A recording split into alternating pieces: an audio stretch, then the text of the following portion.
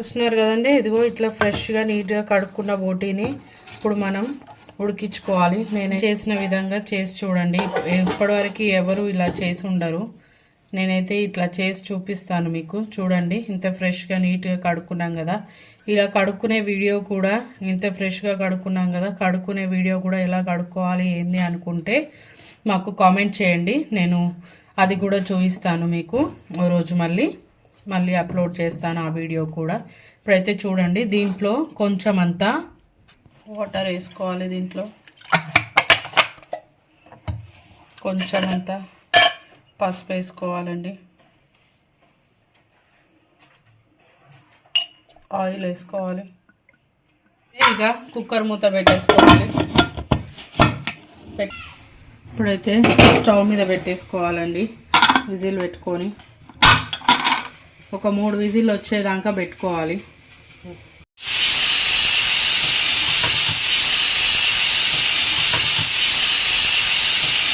చూడండి ఫ్రెండ్స్, ఇప్పుడైతే మనం స్టవ్ ముట్టించుకొని గిన్నె పెట్టుకోవాలి. బోటి పులుసుకి ఆయిల్ వేసుకుంటున్నాను.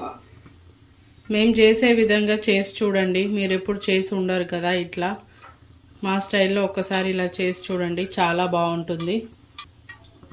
బోటీ కదండి, కౌసు కూరలోకి కొంచెం ఆయిల్ ఎక్కువనే పడుతుంది. ఇదిగోండి, మేమైతే సన్నగా కట్ చేసి పెట్టుకున్న ఆయిల్ అయితే వేసేసుకుంటున్నాను. ఆయిల్ అయితే ఫుల్గా హీట్ ఎక్కిపోయిందండి, చూస్తున్నారు కదా. చూడండి, మంచిగా కలుపుకోవాలి. కొంచెం ఇవి ఆయిల్లోనే మగ్గేటట్టుగా ఉండాలి. కొంచెం గోల్డెన్ బ్రౌన్ కలర్లోకి వచ్చేంత వరకు కలుపుకోవాలి. మంచిగా వేగనివ్వాలండి. చూస్తున్నారు కదండి, బ్రౌనిష్ కలర్కి వచ్చేసినాయి కదా ఆనియన్. ఇట్లా లైట్ బ్రౌన్కి వస్తే చాలండి. కూరకు సరిపడంత వేసుకోండి. పసుపు అంతా, అల్లం వెల్లుల్లి పేస్ట్, దీన్ని మంచిగా కలుపుకోవాలండి. కొంచెం పచ్చివాసన పోయేంత వరకు వేయించుకోవాలి. పసుపు అల్లం వెల్లిగడ్డ పచ్చివాసన పోయింది కదండి. మనం ఇప్పటిదాకా ముందుగా ఉడకబెట్టుకున్నాం కదా, బోటీని ఉడికిపోయింది కదా మంచిగా. ఇదిగోండి, ఇప్పుడు దీంట్లో వేసేసుకోవాలి. మంచిగా మొత్తం మిక్స్ చేసుకోవాలండి. పైకి కిందికి మొత్తం కలిసేటట్టుగా మంచిగా కలుపుకోండి. కర్రీ పౌడర్ అండి, మీకు కావాలనుకుంటే రెసిపీ మాకు కామెంట్ బాక్స్లో కామెంట్ చేయండి. ఈ పౌడర్ రెసిపీ అయితే చూపిస్తాం చేసి. ఇదైతే కారపొడి అండి, కొంచెం వేసుకుంటున్నాను. ఇది కూరకు సరిపడంత ఉప్పు వేసేసుకోండి. మిగతా ధనియా పౌడర్ కదండి, మంచిగా కలుపుకోవాలి అంతా మిక్స్ అయ్యేటట్టుగా.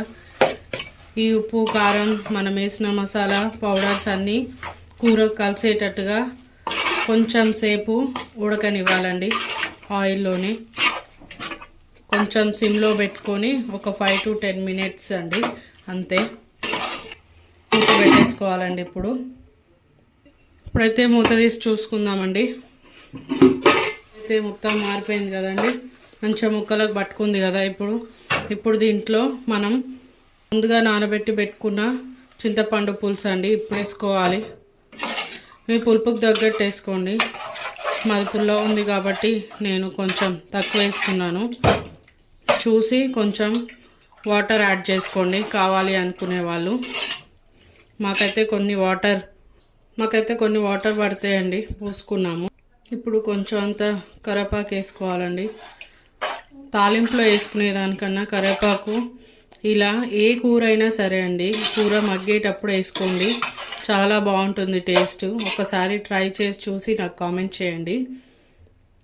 ఇప్పుడైతే కొంచెం స్టవ్ పెద్దగా పెట్టుకొని కాసేపు మూత పెట్టుకుందామండి. కొంచెం సేపు మరగాలి కదా. చూస్తున్నారు కదండి, ఇదిగోండి మంచిగా మసిలిపోతుంది కదా. మంచి స్మెల్ అయితే అదిరిపోయిందండి. అసలు చాలా అంటే చాలా మంచి స్మెల్ వస్తుంది. ఇప్పుడు దీంట్లో కొంచెం అంతా కొబ్బరి పొడి అండి, కొంచెం వేసుకోండి. ఇప్పుడు కొంచెం అంతా కొత్తిమీర అండి. ఇప్పుడైతే స్టవ్ ఆఫ్ చేసుకోవడమే అండి. చూస్తున్నారు కదా, అయిపోయింది. మా ఛానల్ని కొంచెం సబ్స్క్రైబ్ చేసుకోండి. చూస్తున్నారు కానీ సబ్స్క్రైబ్ చేసుకోవట్లేదు. Thanks for watching.